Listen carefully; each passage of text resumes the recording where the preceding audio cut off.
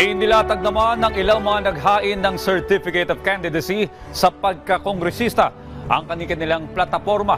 Ilan dyan ay ang paglaban sa political dynasty, pagsusulong ng karapatan ng LGBT community at pagpapabuti ng estado ng edukasyon sa bansa. Si Mela Lesmora sa detalye.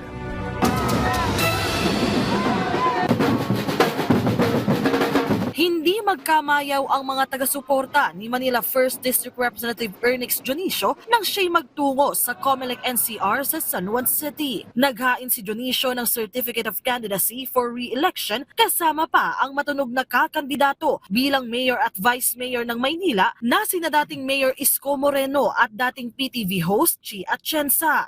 We wish to continue lahat ng mga nagawa natin for Tondo. Now I'm with Yorme Isko and Vice Mayor Chi Atienza, and exciting times for the City of Manila and for the 1st District Tondo, Manila. Sa isang panayam, hindi naman nakaiwas si Moreno sa tanong ng media ukol kay Manila Mayor Hanny Lacuna. Dati kasing magkaalyado ang dalawa pero matunog na magkakalaban sa eleksyon. Si Lacuna may sinabi pang pakiramdam niya ay tinraidor siya, pero si Moreno may maikling tugon dyan. Hayaan ko na lang ang taong bayan sa Maynila ang sumagot. Peace be with you. Para naman sa Taguig Pateros District, naghain na rin ng COC si dating Taguig City Mayor Lino Cayetano kasama ang kanyang pamilya. Excited po ako na muling makapagsilbi sa lungsod ng Taguig at ngayon ako Taguig Pateros. Excited po ako na tulungan yung mga kababayan ko maghanap ng mga bagong solusyon sa mga dati na naming mga problema. Sa ngayon, nasa 31 na ang naghain ng kanilang kandidatura sa pagkakongresista sa Metro Manila mula noong Lunes. Ang ilan, COC filing pa lang, ibinida na ang kani-kanilang plataforma. I want to be able to contribute pa sa social services, though Makati na kami, there is still some things that we can contribute to. Well, sa Maynila, ako po ang naging principal author ng Anti-Discrimination Ordinance sa LGBT. So, kung hindi po ako pasado sa Kongreso, I will participate in the deliberation of that law.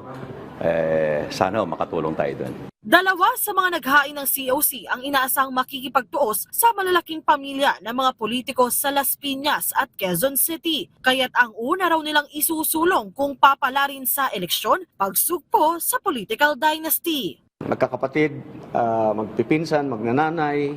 Wala na bang iba? Magkakasabay at magkakasunod. You know, if you belong to the same family, that's a political dynasty. Putulin na natin at tigilin na natin ang political dynasty. No?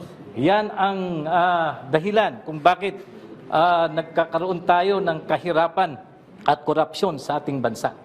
At dito sa Las Piñas, mag-uumpisa ang ating laban.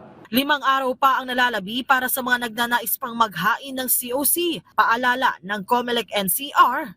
I am appealing to those who are planning to run, file your COC early, no? Or have it checked before the last minute of before the last minute in the last day of the filing of the COC.